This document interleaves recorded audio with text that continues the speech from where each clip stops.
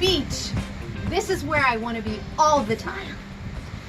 But we have to do school. We're homeschoolers. So, how can I turn the beach into a field trip? I'm about to show you how you can turn a trip to the shore into a nature study.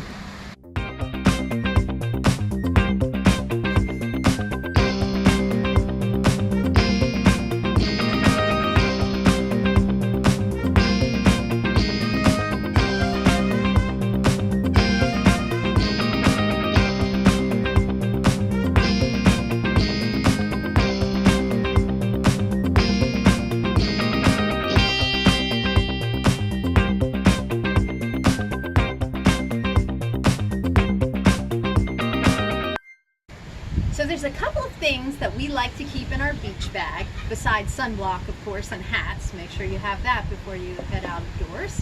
And we like to keep a couple of buckets, and this is kind of a wimpy shovel, but some kind of shovels for digging, maybe a sieve. We also like to build sand castles. Teaches us a little bit about architecture, especially since I found at various places, including the dollar store, some of these awesome sand molds that have famous landmarks. It goes along with our card geography game where I name the capital and they have to name the country or state, or vice versa. We like to keep a net for shallow water, finding little fish and little bits of seaweed and other interesting little creatures. We love to have a mask and snorkel in our bag. And here, look, we've got one mask and snorkel set all in one. Throw a couple of these in the bag and we're ready to go explore the ocean. Sometimes there's no fish to see, but it's also really interesting what you can find, like sea stars and clams. It's also great to invest in an identification guide. The best ones I found are the ones that identify a little bit of everything that you would find at the shore. Shells. Is this natural? I don't know. It's really cool. This is a starfish. Wow, I've never seen one like that. It's called an Aztec, star Aztec. Gentle, gentle, gentle. Birds. It's nice to identify, hey, is that a shorebird? Is that a wading bird? Did that pelican just eat the fish whole? It's the circle of life, and it moves us all through despair and love. Mine. That identify palms and other trees and plants that you'll find at the beach.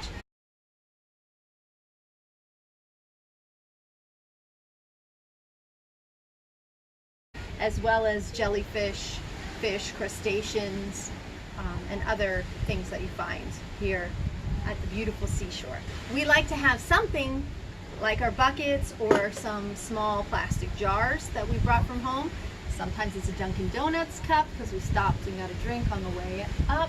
We like to take home samples. It's fun to put a sample under the microscope and see what you have.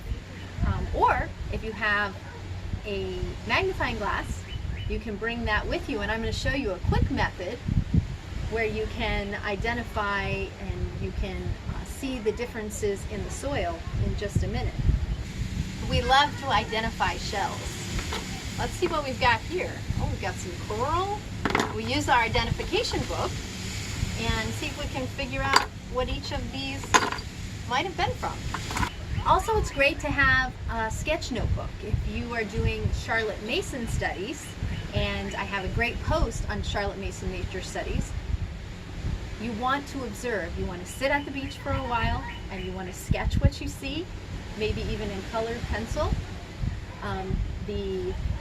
The fish, the birds, the plants, even the shells. And we always write down what date it was and what time of day and where we found these observations, and add that to our nature journal. There's a lot that we can see at the beach that we don't see at home. We also like to go back later and add the scientific names to whatever we found. Look them up and see what the family, genus, class, species of whatever it is that we found and write that, add that into our journal later. Let's head down to the beach now and see what else we can learn. For little ones, education at the beach is talking about textures and new experiences, introducing words like bumpy, scratchy, soft, wet, sticky, things like that. Letting them dig to their heart's content. The beach is a great place to talk about light and shadow. One of our favorite things to do is get some of that photosensitive paper and spread out shells and dried seaweed and leaves on it. You leave it out in the sun, and a few hours later you have imprints from the sun. Really cool project. We can also sort shells into shapes, colors, types for our shell identification. So we collected samples of sand from 3 different areas of the beach, and now we're spreading them out on white and black paper to see what the differences are. The different colored papers help our eyes notice different parts of the sand. So it's interesting. You can't really you can see a lot of black specks here in the white on the white paper, but it's actually harder to see the black specks when it's on the black paper. So now we are putting, the first sample was just dry sand, and now we're putting out sand from about the shoreline, so it's partially wet sand. And we'll see what the differences are in this type of sand. And to be honest, I'm not noticing a ton of differences here. Good job, Melody.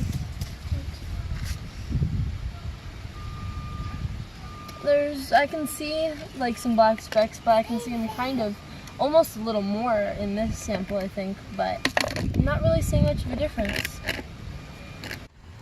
And like all this sort of glittery looking stuff, I believe that's mica.